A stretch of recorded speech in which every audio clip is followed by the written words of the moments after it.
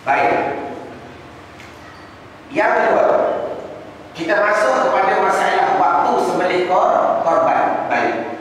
Bila sebut masalah waktu sembelih korban, kita cerita yang dengar ringkas, kita dengar ringkas. Waktu sembelih korban ada berapa hari? Sudah.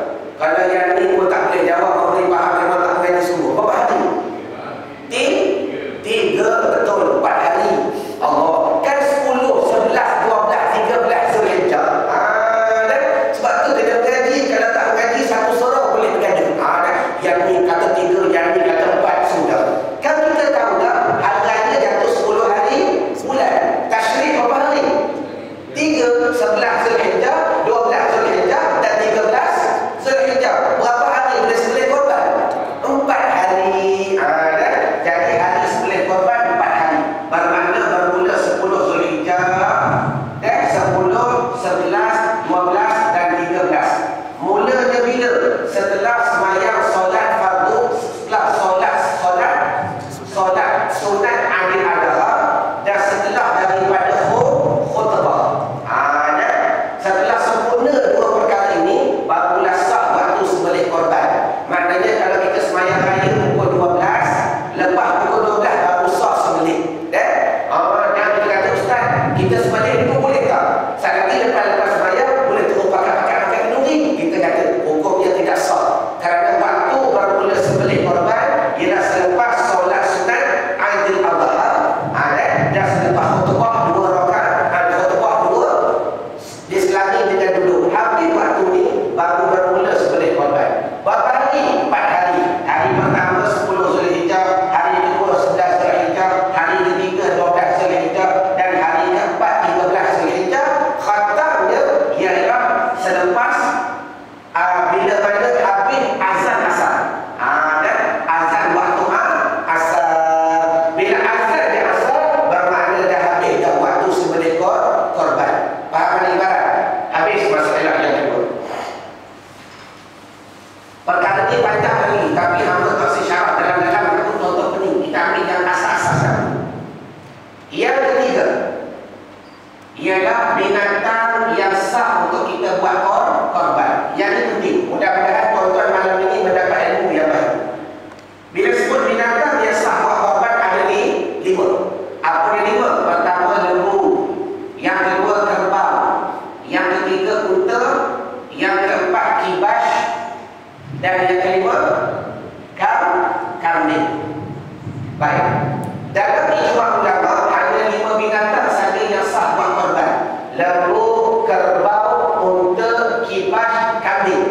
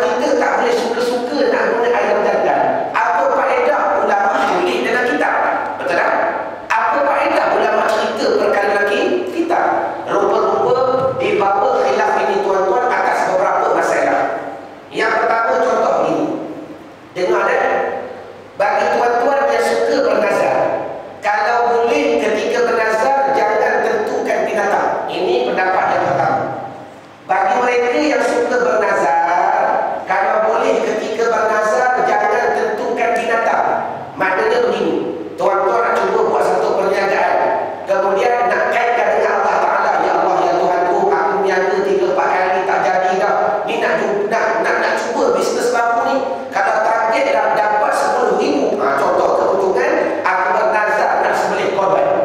Kita sebut ayat tak? Kita sebut itik tak? Tak sebut. Kelebihan perkara ni bagaimana? Takbir kata kalau kita sampai pada waktu itu, waktu itulah duit tak ada nak beli lembu, contoh. Kita sampai keuntungan tu tapi pusing-pusing lari juga. Nak beli seekor kambing pun tak lepas, nak beli satu bahagian pun tak cukup. Jadi matlamat dia, kelebihan dia, bila mana tuan-tuan berlafaz yang aku nak sembelih korban, tiba-tiba mendapat perkara yang kita nazar. Kalau tak dapat cari lembu, tak dapat cari kambing, kata ulama memadai menggugurkan darah, walaupun darah ayam. Faham ibarat? Sebab nak luputkan nazar tadi. Sebab tu kalau boleh bernazar, jangan tentukan binatang. Kalau terpapak sangat, desperate sangat sampai satu waktu yang tak ada jalan nak keluar, beli ayam jantan. Berapa ringgit seekor? Yang tak sembelih 15. Bermakna taklah semahal lembu, taklah semahal seekor kambing. Itu satu kaedah. Yang kedua, pendapat pertama, binatang yang sah buat korban 5. Habis itu Ustaz, apa faedah ulama tulislah kitab ayam jantan dan juga itik boleh digunakan untuk buat korban ataupun akikah?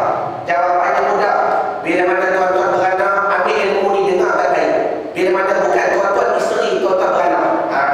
Bila mana isteri tuan-tuan bersalin, takdir kata sampai umur bayi 7 hari. Suatu tarikh keramat yang begitu besar bagi dirinya Nabi SAW. Kerana bila sampai hari ke-7, dibuatnya akikah, disembelihnya kambing, digugurnya rambut dan dibelahnya mulut dan sebagainya. Maknanya kalau hari ke-7 ni sampai pada waktu raya haji, nescaya tuan-tuan dah ada di bahagian jauh, ada peruntukan nak beli satu bahagian. Ada satu bahagian baru 300 contoh.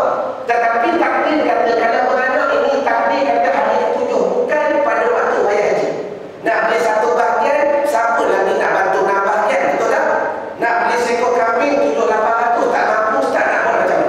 Sebab tu dengar baik-baik, bila mana isteri tuan-tuan beranak atau tuan-tuan dapat menantu, anak tuan-tuan beranak dan sebagainya, bila sampai hari yang ke-7, buat akikah. Bermakna akikah dengan apa? Beli seekor ayam jantan, sembelih dan niat gugurkan akikah. Bermakna kerana nak mengambil fadilat hari yang ke-7, waktu yang sama, tidak luput juga untuk melakukan satu bahagian daripada lembu ataupun seekor kambing. Faham kan ibarat? Maknanya kambing tu kena buat juga, satu bahagian tu kena buat. Maknanya bukan wajib. Tuan-tuan kerti dah, hukum akikah ni sunat juga, bukannya wajib.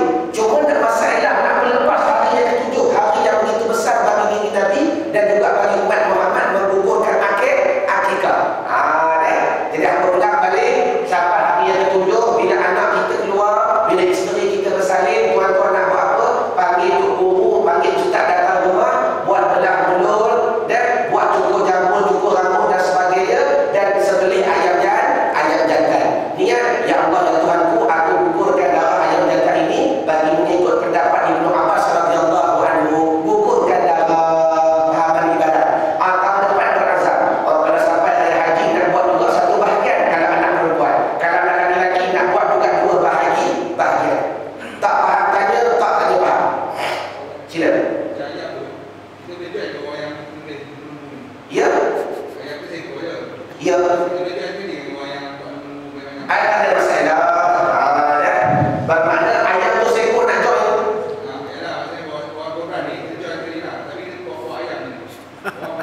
Dah tahu ayam. Tak faham soalan. Orang lain sebenarnya lembu, tapi kita tak mampu, kita buat ayam saja. Kita sebenarnya ayam, orang lain lembu, kita ayam. Boleh? Tak ada masalah. Bagi kita, Allahumma salli ala Muhammad. Baik. Tapi satu ekor ayam bukan boleh bahagi 7 bahagian dah. Satu ekor ayam berada 1 bahagian. Wallahu a'lam. Faham tak ibarat? Tak payah buat berduri dah. Bagi saya datang makan. Allahumma salli ala Muhammad. Soalan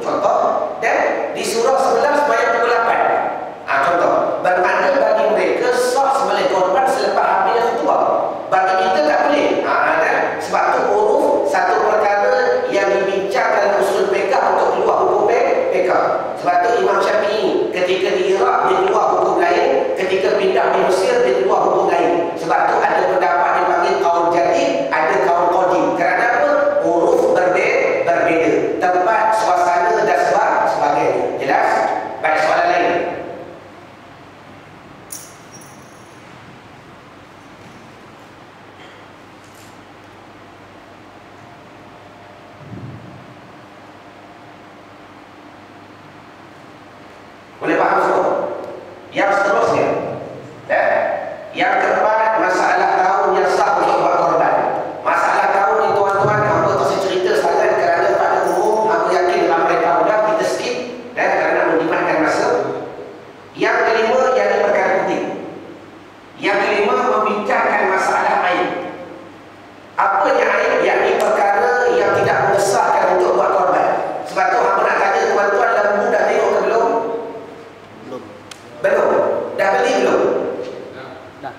Dah beli. Beli dah. Tengok belum? Belum. Allahumma shalli ala. Dah tengok ke belum? Belum. Dah beli dah. Okey. Wakil dah tengok. Dah, yang apa tanya ni apa ni. Kalau boleh tuan-tuan, tragedi yang berlaku 3 tahun lepas di Kota Damansara, hamba jadikan ia sebagai pengalaman, jangan berlaku di sini. Kalau boleh ambil gambar. Kerana perkara duit ni tuan-tuan boleh mengubah hati manusia.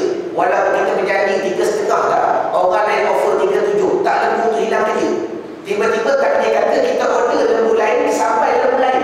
Yang sampai tu pula takdir kata tak cukup syarat. Sebab tu bahaya. Kalau boleh ambil gambar. Nak tengok lembu pertama ni rupa dia, lembu yang kedua ni rupa dia. Tapi ingat, jangan tapal. Sebab pernah dibincangkan dalam masalah fikah, takdir kata lalu seorang laki-laki dia bawa lembu. Lembu tu tak nak bawa pergi mana? Aku nak hantar pergi surau lah buat korban. Setengah ulama kata jadi korban nazar. Sama juga ulama kias. Kita tampak gambar. Ni lembu pertama, ni peserta dia. Ni lembu kedua, ni peserta dia. Ni lembu ketiga, ni peserta dia. Maka orang tanya, yuk, mana lembu kamu korban? Tu, lembu nombor 3 tu. Contoh.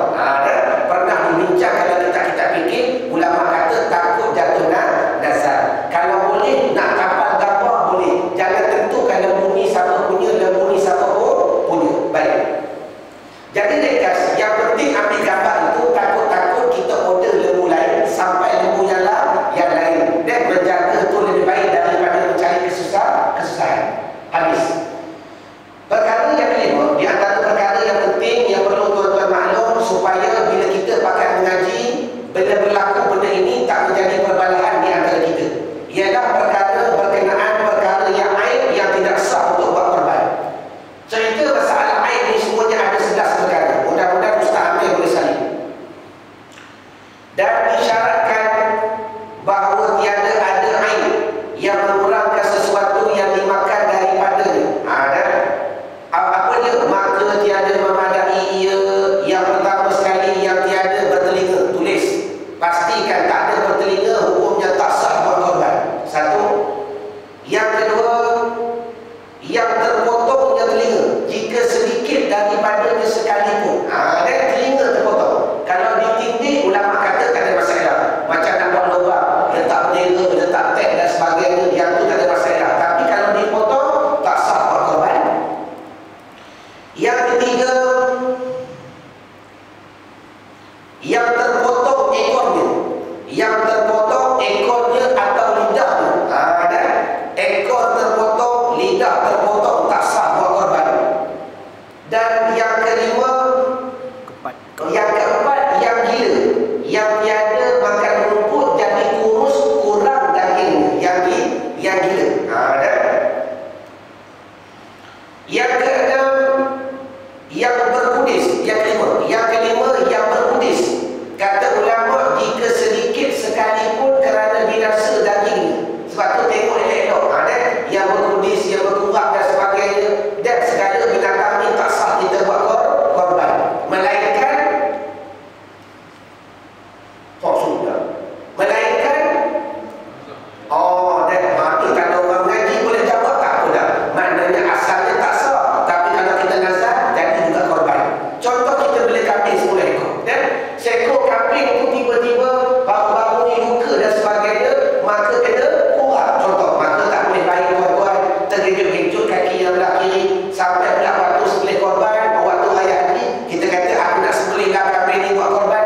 Tapi nak sembelih biasa takut tak jadi ibadat. Nak sembelih korban, nak buat orang tak laku sebab berkurang dan sebagainya. Contoh berkudis, kita kata aku bernazar lah akan set ini kambing untuk gugurkan darah dia buat korban. Maka sah jadi dia korban. Jelas? Baik.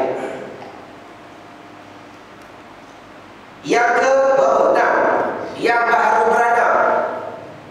Yang baru beranak